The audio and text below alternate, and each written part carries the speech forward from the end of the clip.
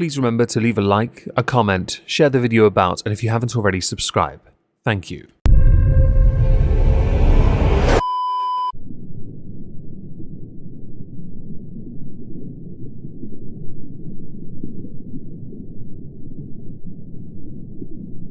Well, isn't this just fantastic? Hello everyone, welcome to the exhibition of stupid people. Today we're going to start with something connected to Ubisoft and then Ubisoft. Seems fair? On a website called CBR.com they ranked all the Assassin's Creed games from worst to best. In last place they put Assassin's Creed 3, followed by Rogue, and then Liberation ranked above Rogue and 3. Liberation was quite grainy and was really only any good on a handheld console. Assassin's Creed the First is above Liberation, closely followed by Brotherhood, which I argue to be one of the best games ever. Ranked below Unity. Okay. Chronicles is at 9. Now Chronicles is fantastic if you include China, India and Russia. All three fantastic 2.5D. Shame they're not ported to handheld console at the moment, because they should. Those games are brilliant. Whether I'd rank them above Brotherhood? No. And I certainly don't rank them above 3 either. And Rogue only existed for those who couldn't get a PS4 and play Unity. Not that they missed out on much of that. So the complaints of putting it where it is and justifying it seem redundant in the article they've presented. After Chronicles you have Revelations, which I don't think is as good as that of Brotherhood. But there are some mechanics that do feature that don't really get much of a feature, like defending your bases. Mirage closely follows. Now I know nothing of Mirage, so in truth I'm uncertain if it belongs there. Syndicate at 6. Syndicate to me is the last genuine Assassin's Creed game, before they moved over to RPG, which now worries me because none of the RPGs are featured yet. Valhalla's next, so there's one. Okay. Black Flag is next, which is often regarded as one of the best ones, which is not true because Black Flag wasn't an assassin game in the first place. If anything, it was an RPG game with lots of boat fighting and it was fun. At 3, Odyssey. At 2, Assassin's Creed 2. Oh no. Oh no, I know exactly where you're going with number 1 now. This is bad. You put Origins at 1. There was so much open dead space in Origins. Some of it was fun, but what are you doing? This is the worst Assassin's Creed list I've ever seen in my life. I'm somewhat glad you didn't include Freedom Cry as a separate game, because had you done that, I'd be certain you put it at number 1 just cause Adewale. Now this ties into Ubisoft. By the way, put your list down below what you think the correct order of Assassin's Creed games should be. The correct one will get pinned. Ubisoft have been going into meltdown over their criticisms, or criticism of them, and their DEI efforts. DEI is diversity, equity and inclusion. Ubisoft like to champion themselves as having people from all genders, races and religions working for them on their games. It's literally a cue card in the intro part of every single time you upload the game to play it. Upload, turn it on, that thing, press play, right. Loading screen thing, before the loading screen thing. Yeah, that. First, we want to make it clear we do not accept hate, harassment and other forms of ABUSE in any way. We are deeply saddened to see the negativity and hatred currently spreading on our co-workers' personal profiles and on our partners' social media platforms. We are proud to represent the diversity and inclusion that exists in society as part of our everyday work. I promise you this, if you want to base it on broader society, diversity and inclusion do not feature as much in wider society. Your westernized interpretation is also somewhat localized as well. Representation is part of our DNA, and we will remain that way regardless of external pressure or influences. If you are exposed to or witness any negative behaviors towards your colleagues online, do not hesitate to reach out to your manager, Arcade HR or the communications team. We are here to help. Should a situation escalate to a point where you feel unsafe, please contact the Ubisoft Security and Risk Management team at blah blah blah blah blah.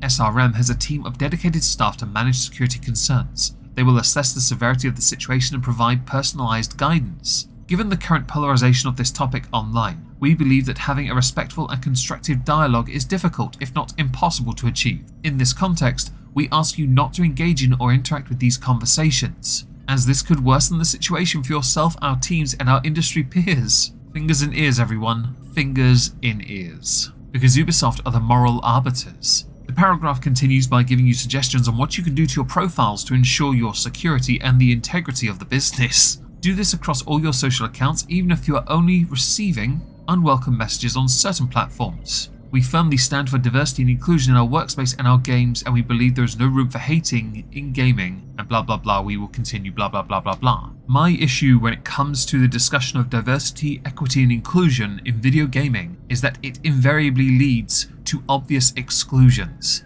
It leads to open discrimination. You can champion equity all you like, but equity is not equality. Equity is the idea that some people in business should simply be given rather than earn because of an arbitrary factor. This is why there's an electric boogaloo over Gamergate, and it's deserved so. Ubisoft have been getting a lot of flack of late for some of their game choices, the destruction of certain property, certain games being removed from the timelines they're no longer going to be doing. It's getting quite interesting. Ubisoft are terrible, much like many game companies in fact, for actually talking to their gamers, their community. They instead project what they believe is right at them and expect them to fall in line. When you throw your weight behind DEI, you invariably end up hurting somebody or leaving someone behind, under the guise of, but your race, your gender, your religion, your whatever, have had this for so long, so in this moment, in this light, on this evening, you can be excluded as blame, fault, compensation.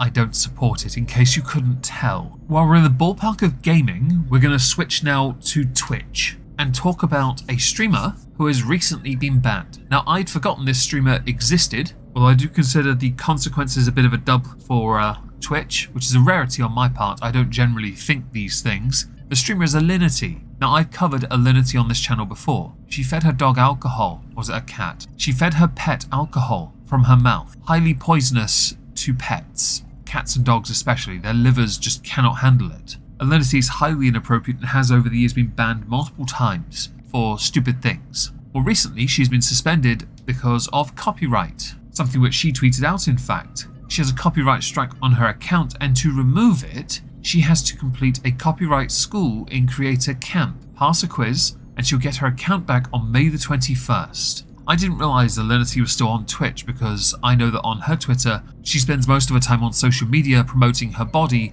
and, of course, her Only Fibro Fupa failed at adult film acting fans account. Now, there are two ways of handling this. Firstly, of course, copyright should always be abided and streamers should not get a pass when it comes to protecting copyright. Fair use is fundamentally important. Then there's the other side to this, and that is Twitch. While I'm loving the fact that there is a way now of getting rid of strikes when you are banned, which is not what it is, it's a suspension. Please stop using the word ban, it's incorrect. Just because it's shorter than suspension doesn't mean you shouldn't use suspension. You are watering down the word ban. Stop it. Twitch are renowned for not communicating with their creators. So much so that many of us on a regular basis criticize them for failing to act, for failing to communicate, which is why when last year they had the rise of the new meta, they had to keep kowtowing to the outpouring of anger on social media on every platform aimed at them for failing to listen. Many people believe that this ban, in the context of Alinity, is a W for Twitch. When it comes to copyright, if you don't abide fair use and your policy isn't as clear on that, it is a dub. And an L for Twitch if their policy isn't clear enough, but as their policy is quite clear, it's a dub. I don't support permabans, so I do like the fact they now have an option for this. It's a shame it's taken them years to get this kind of level though. So next, we're going to move away from that entirely to talk about Just Stop Oil, more notably a doctor called Sarah Benn. Recently, the General Medical Council had a case referred to them concerning Sarah Benn. What had happened was she partook in a protest at Kingsbury Oil Terminal in Warwickshire. She broke the law at this protest and was imprisoned for it. The deputy chair of the council had said that there was no possible public or patient interest in such circumstances for proceedings where potential sanctions include the removal of a doctor's licence. The British Medical Association said they were concerned that her registration as a doctor could be threatened for taking part in peaceful protests relating to the climate change emergency. Because they found her fitness to be impaired, the likelihood of her losing her practicing licence is quite real. Now, there are obviously two problems with this. The first problem is this country has a massive shortage of doctors. Losing a doctor is not great. It's not helped by the fact that this doctor chose to participate in this, but if she was doing it her own free time, and doctors do get that, then she is well within her right to do that in her free time. The part where the issue arises is where she went to prison for it. That was no longer in her free time, that was at Her Majesty and His Majesty's pleasure. UK laws on protesting have changed quite severely over the years because of those from Just Stop Oil especially. The disruption they caused moved the goalposts to the point the government had to change it. I don't agree with it, I firmly believe in the right to protest, but if you break the law, you must be punished. The punishment she faced was to be imprisoned for a time. What makes it worse for Sarah Ben is that she participated in 3 protests for Just Stop Oil in April, May and September 2022. So in 2 out of 3 cases, Her Majesty's pleasure, the 3rd one, His Majesty's pleasure. In the more recent one in Warwickshire, there was in fact an injunction preventing the ability to protest. Of course, protesters ignore that, which should be a reminder to all that just because you've banned something doesn't mean people aren't going to commit the crime. You've just made it so people aren't allowed to. Shocker, people do illegal things. Sarah Ben made this harder for herself as well, because she was sentenced to 8 days on remand in custody, but failed to answer her bail on the 4th of May and instead attended a protest at the terminal. She went to prison for 32 days total. There is a level of irresponsibility when it comes to a doctor attending such protests, but of course, the individual is right and free to choose it. What makes it more difficult and complicated in this country is we need our doctors to do their jobs. And that is what the GMC, the General Medical Council, are looking at. I am intrigued what you all think about that, by the way, because this one's a complicated one. Attending multiple protests with the possibility of losing your practicing license is a strange one. Honourable mention time. We have 2. The first, to the family that went to the Bella Ciao restaurant in Port Talbot, who then racked up a bill of £329 before leaving without paying. Since there's an article on it with your face from the security camera footage, I feel it only right to share it here as well. I've seen a number of videos on YouTube of people repeatedly doing this, and I think it's remarkably crappy to rack up a bill, a reasonable one at that I might add, to then not pay your bill. Don't do that. The second honourable mention. I like boxing, so I'm going to throw this one in because it tickled me. Last weekend, Ryan Garcia failed to make weight, so he couldn't win the WBC light welterweight title. Drank a beer while being weighed in fact. Put on some rather odd show during the build-up to the fight with Devin Haney, where many believed that Ryan Garcia would be beaten. Devin Haney is a hype job who lost to Lomachenko and somehow got the decision. When Ryan Garcia, 3 pounds heavier and a lot bigger when the fight happened against Devin Haney, turned up, he checked Devin Haney enough times that he should have won by knockout. The Devin Haney sycophant referee stopped Garcia from being able to actually land his punches. He deducted a point from Garcia for one rather frustrated swing. Devin Haney should have been deducted multiple points for ducking low and for holding far too often. If you know anything about boxing, you know what I'm talking about. Devin Haney was shown to be nothing more than a glorified hype job. His belt was not on the line because of the failure to make weight,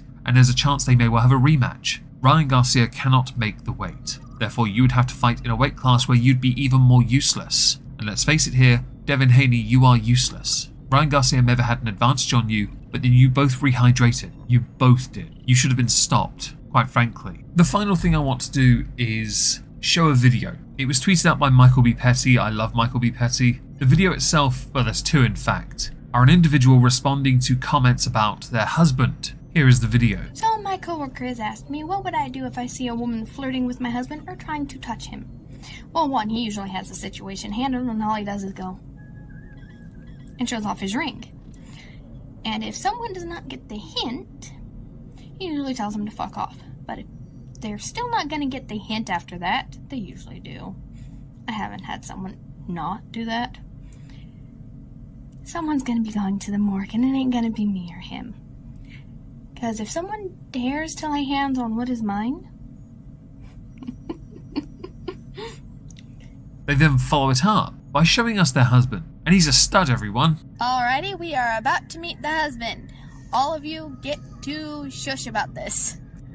Meet Tech Sergeant CCT Alva Deacon. In my moment. He did some stuff for the military, and he is squishy. Can you say hi, Moomin? No. Fluff you. I am not joking. I like your beard. Today's been a good day, hasn't it? As a final thing before we leave, there is a Dainty Queen stream tonight, 8 PM GMT, 8:30. One of those 2 numbers is correct. I can't remember which. Hope to see you all there. Ta-ta, everyone.